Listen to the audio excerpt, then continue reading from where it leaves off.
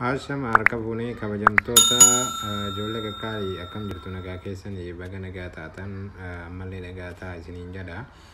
Itti aansuudhaan barumsa gabaabaa waa'ee gartee akkaataa YouTube ittiin fayyadamuu dandeenyu fakkeenyaaf YouTube keessaa akkamitti odoo sirbaas ta'ee waan garaagaraa odoo dhaggeeffataa jirru akkamitti fuula isaatirraa baanee aappii biraa fayyadamuu dandeenyu fakkeenyaaf akka Facebook afaa fayyadamuudha odoo waan nuti dhaggeeffannu sana addaan hin kenne jechuudha. Barumsa gaariidha, barumsa gabaabaa ta'ee filatamaadha.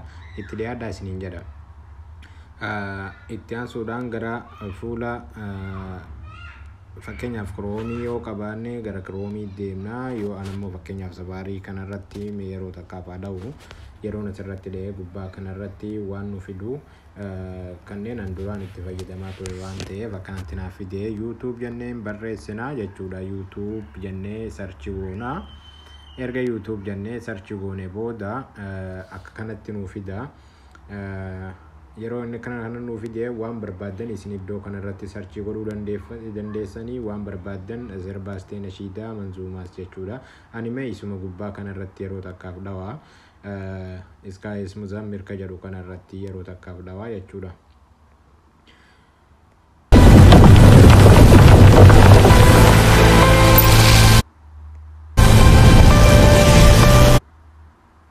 Yeroo takkaaf erga dhee booda sirba akkanatti naa fida. Amma iddoon nuti barbaannu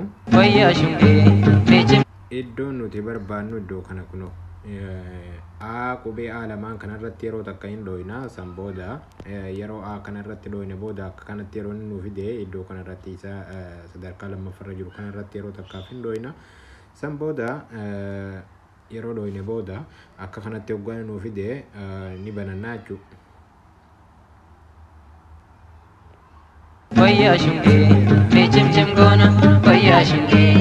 Sirbee bananne booda waan barbaanne san nashiidaas ta'e manzuumaa waan barbaanne waan dhaggeeffachuu barbaannu san erga bananneen booda gara fuula moobaayila keenyaati irratti deebina. Yeroo deebinu booda jala kanarraa yeroo takka itti ol harkifna iddoo kana jechuudha. Yeroo ol harkifne booda iddoo kana kunoo yeroo takka hin dhooyna.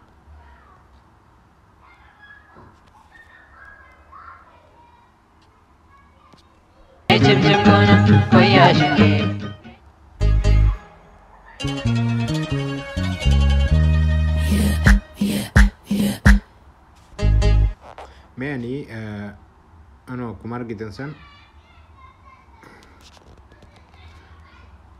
akkuma argitan kan akkasin nuuf fidee ture.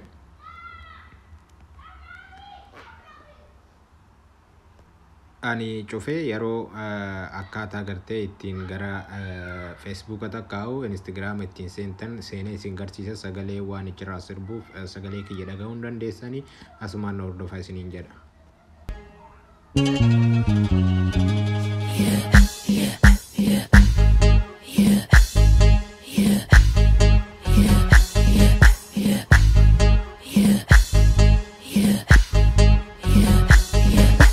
Koya shunge, me chim chim gona.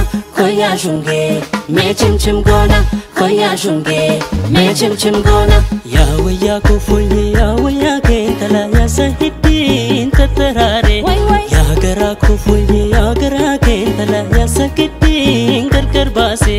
Naya saja bota kemi aha naya sama legal chumi. Naya daba hargoja kemi gurbana ya dama. Ayyee barumsi keenya kanarraa kunoo akkuma argitan kana fakkaataa waan hordoftaniif galatooma. Warri gartee YouTube keenya subscribe godhin subscribe nuuf godha asuma like share nuuf godha. Commenti jalatti yaada keessan nuuf barreessaa nu jajjabeessaa isiniin jenna. Galatooma waan hordoftaniif guyyaa gaarii isiniif